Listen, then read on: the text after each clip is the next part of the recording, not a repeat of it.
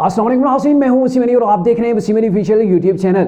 नाज़रीन, जैसा कि गवर्नमेंट और तहरीक इंसाफ के दरमियान जो छुपन छुपाई की लड़ाइयाँ चल रही थी वो अब बड़े पैमाने के ऊपर खेली जा रही हैं। यानी कि गवर्नमेंट ने अब फैसला कर लिया है कि तहरीक इंसाफ के साथ जो है ना अब फाइनल राउंड जो है वो खेला जाए और ऐसा फाइनल राउंड हो कि तहरीक इंसाफ को चारों शाने चित कर दिया जाए। अब देखना ही है कि तहरीक इंसाफ वाकई में चित होगी या फिर गवर्नमेंट जो है अपनी विक्ट्री जो है वो गिरा बैठेगी।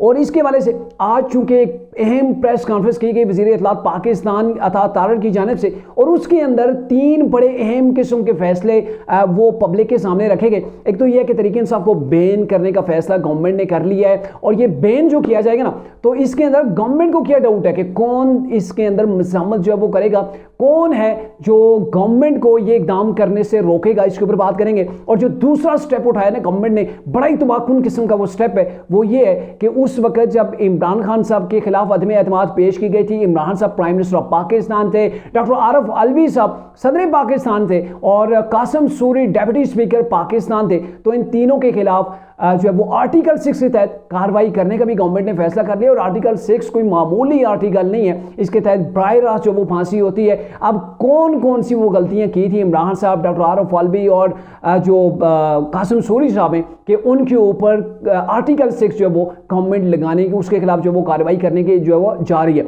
तीसरी खबर, अब गवर्नमेंट और सुप्रीम कोर्ट भी आमने सामने आ गए हैं। मौजूदा जो गवर्नमेंट है उसने सुप्रीम कोर्ट का फैसला जो है वो मानने से किसी हद तक जो है वो इनकार कर दिया। वो मखसूस नशिस्तों का जो मामला है, अब गवर्नमेंट ने 11 पार्टियों को फरीक बना के सुप्रीम कोर्ट के अंदर जो वो रिव्यू पिटीशन दायर कर दी है। अब इस मामले के अंदर भी गवर्नमेंट के हाथ क्या आएगा और तहरीक इंसाफ के लिए क्या प्रॉब्लम जो है वो खड़ी हो सकती है, तमाम की तमाम तफसीर आपके साथ आज के व्लॉग के अंदर डिस्कस करते हैं। आगे बढ़ने से पहले आपसे एक ही रिक्वेस्ट होगी कि अगर आपने अभी तक हमारे चैनल को सब्सक्राइब नहीं किया तो काइंडली अभी हमारे चैनल को सब्सक्राइब भी कर लें और अगर वीडियो आपको हमारी पसंद आती है तो जरूर हमारी वीडियोस को लाइक किया करें। तो नाज़रीन, तीनों बड़ी हॉट किस्म की न्यूज़ हैं और तीनों न्यूज़ को आपके सामने बड़ा शॉर्टली जो है वो रखने की कोशिश करूंगा। पहले आ जाते हैं तहरीक इंसाफ के ऊपर पाबंदी।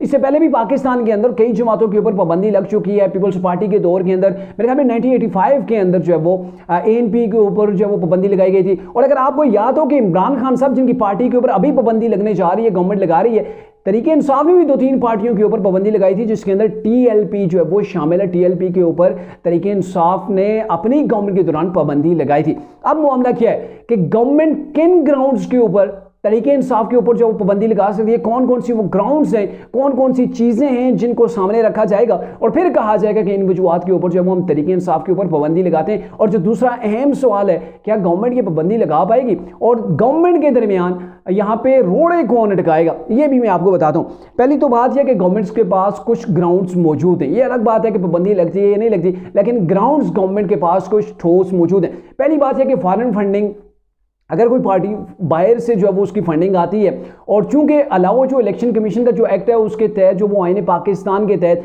जो है वो पाकिस्तान के अंदर से आपको अगर कोई फंड करता है तो उसका भी डेटा जो है वो आपको जमा रखना पड़ता है, वो आपको इदारों के सामने रखना पड़ता है। बट बाहर से जो है वो आपको फंडिंग नहीं आनी चाहिए। और तहरीक इंसाफ की 2014 से फॉरेन फंडिंग का केस लगा रहा, आपके सामने था, उसके अंदर स्टे हुए, उसको रोकने की कोशिश की गई, इमरान साहब की गवर्नमेंट खत्म हो गई और जब ये फैसले आए तो फॉरेन फंडिंग केस के अंदर जो है वो तहरीक इंसाफ पूरी तरह फंस गई थी और वो फैसला सुनाया गया था जिसके अंदर तहरीक इंसाफ फॉरेन फंडिंग के अंदर मुलव्विस थी। तहरीक इंसाफ वो डिटेल प्रोवाइड नहीं कर पाई कि ये कौन कौन से अकाउंट से ये पैसा आया, कैसे आया और कहां पर ये तकसीम हुआ है। तो उस फैसले को तहरीक इंसाफ ने कहीं पर चैलेंज नहीं किया, कहीं पर भी उस फैसले को कालादम करार नहीं दिया गया। एक तो यह कि फॉरेन फंडिंग का मामला है, साइफर का भी मामला है, उसके ऊपर भी let's play with it Imran साहब ने कहा था, उसके ऊपर भी खेला था। और प्राइम मिनिस्टर कोई भी वो ऐसी ऑफिशियल जो डॉक्यूमेंट है उसके ऊपर जो वो ऐसे खेल नहीं सकता।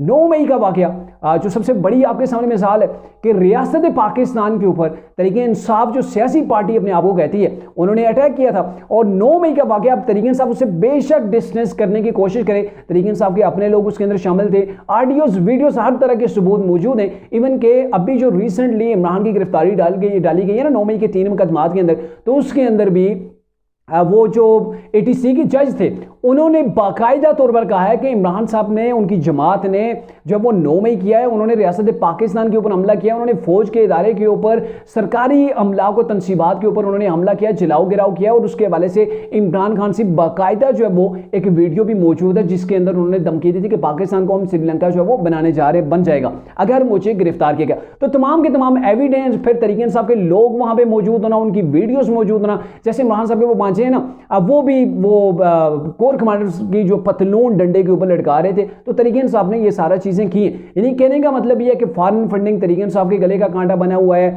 और फिर उसके अलावा 9 मई का वाकया है, साइफर केस है, और इसके खिलाफ रिसेंटली आपने देखा ना, पाकिस्तान के खिलाफ करारदाद अमेरिका के अंदर से तरीके इंसाफ ने जो है वो मंजूर करवाई है, वहां से करारदाद जो पाकिस्तान के खिलाफ लाई गई है। और तरीके इंसाफ की वहां पर लॉबिंग फर्में करोड़ों जो है वो मतलब आप कह सकते हैं कि लाखों डॉलर जो वो तरीके इंसाफ वहां पर इन्वेस्ट करता है, खर्च करके वहां पे लॉबिंग करके कांग्रेस के जरिए से जो है वो ये करारदाद मंजूर करवाई गई। यानी कि पाकिस्तान के जो इंटरनल अफेयर्स है ना, उनके खिलाफ जो है वो उन्होंने इकदाम उठाया है।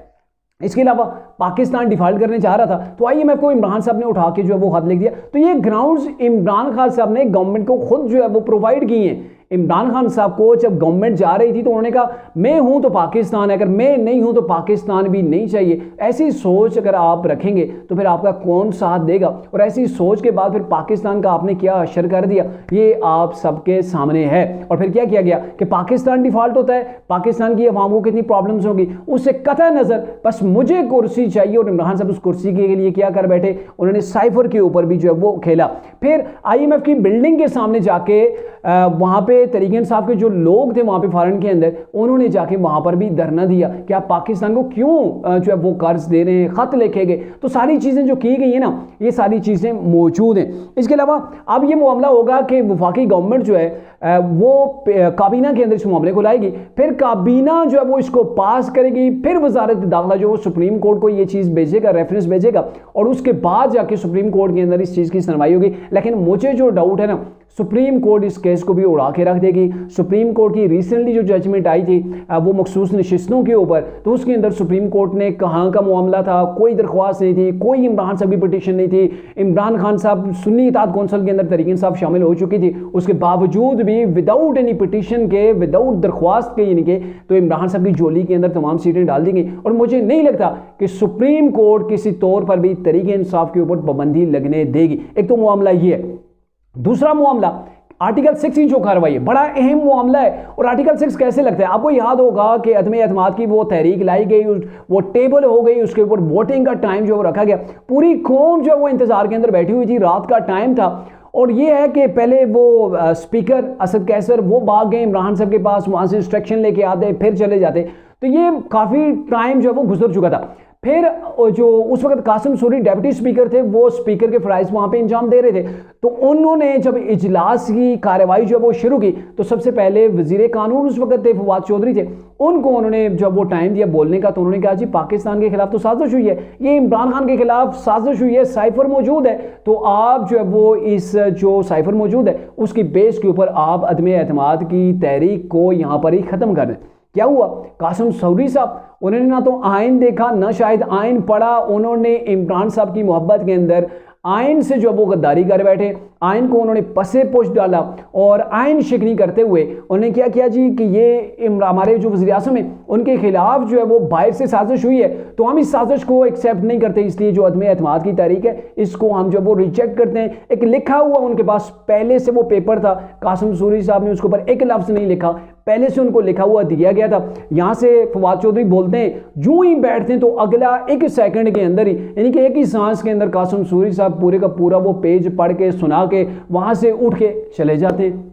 यानी कि एक आईनी चीज़ है, अदम एतमाद जब जो है वो पेश हो, चाहे वो टेबल हो, चाहे उसके ऊपर टाइम भी हो गया कि हमने जो है वो इसके ऊपर आप वोटिंग करनी है, तो इससे आप भाग नहीं सकते, आपको ये हर सूरत करना पड़ता है। और दूसरी बात, फौरी तौर पर इमरान खान साहब ने क्या किया, उन्होंने एडवाइस भेज दी सदर पाकिस्तान आरफ अलवी को। आरफ अलवी ने फौरी तौर पर असम्बलियों को तहलील कर दिया, जो कि आईन पाकिस्तान ये कहता है कि जब अदम एतमाद जो वो टेबल हो, चाहे वो आ जाए, तो फिर उसके बाद वोटिंग होती है, आप असम्बलियां नहीं तोड़ सकते, असम्बलियाँ तोड़ने का टाइम जो है वो फिर वो ख़त्म हो जाता है। तो फिर इमरान खान साहब ने वो भी आइन शिकनी की। तो इन तमाम चीज़ों को लेके उस वक्त सुप्रीम कोर्ट के अंदर गई थी। सुप्रीम कोर्ट ने आज खुद नोटिस लिया था। जस्टिस बंदियाल ने 5 रुकनी बेंच बनाया था जिसने फैसला किया था कि कासिम सूरी की जो कासिम सूरी ने किया वो गैर आइनी है, वो गैर आइनी गैर कानूनी जो उनका फेल था। और फिर इमरान खान साहब ने, सदर पाकिस्तान ने जो असम्बलियों को डिसॉल्व किया, ये भी गैर आइनी गैर कानूनी था। और फिर उसके बाद इसके ऊपर जो वो वोटिंग करवाई गई थी। लेकिन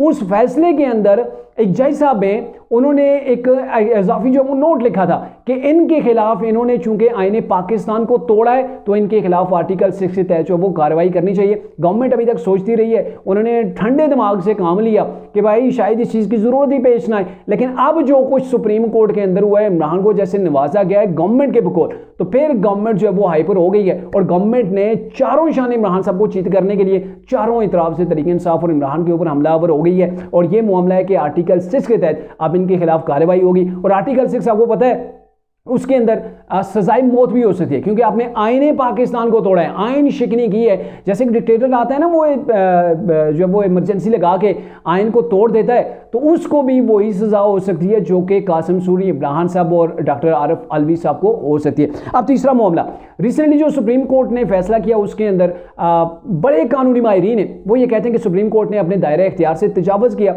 सुप्रीम कोर्ट को ने बहुत से जो सवालात उठे हैं उनको उसके अंदर डील नहीं किया गया। बहुत सी चीज़ें थी जिनको टच करना था, उनको नहीं किया गया। पहली तो बात यह है कि सुन्नी इत्तेहाद कौंसिल ने एप्लीकेशन दी थी, इमरान साहब ने ना तो इलेक्शन कमीशन के अंदर, ना ही पेशावर हाई कोर्ट के अंदर और ना ही सुप्रीम कोर्ट के अंदर पिटीशन दायर की थी कि मुझे आप जो है वो ये मखसूस नशिस्तें दें। दूसरी बात, तरीके इंसाफ ने मखसूस नशिस्तों के लिए फहरिस्त नहीं इलेक्शन कमीशन के पास जमा नहीं करवाई थी। तीसरी बात कि तरीके इंसाफ के लोग आज़ाद हैसियत के अंदर इलेक्शन लड़े, पार्टी का वजूद नहीं था, वो दूसरी पार्टियों के अंदर इलेक्शन लड़ने के बाद जो है वो चले गए। फिर जब दूसरी पार्टी का उन्होंने हलफ उठा लिया, दूसरी पार्टी के अंदर जो है वो मर्ज हो गए, तो फिर उसके बाद उनकी सीटों के तनासब से कैसे ये सीटें दी जाएं। तो अब गवर्नमेंट ने पीपल्स पार्टी को ऑन बोर्ड लेकर ये मुश्तरका तौर पर फैसला किया है कि इसके खिलाफ हम जाएंगे सुप्रीम कोर्ट के अंदर, और सुप्रीम कोर्ट के अंदर 11 जमातों को फरीक बना के पटिशन जो है वो रिव्यू पटिशन जो वो फाइल कर दी गई है। आप देखते हैं कि सुप्रीम कोर्ट के अंदर से इसके हवाले से क्या फैसला था। वाज़ेह रहे कि सुप्रीम कोर्ट के अंदर से जो पहला फैसला आया था 8-5 की निस्बत से आया था। 8 जजेस ने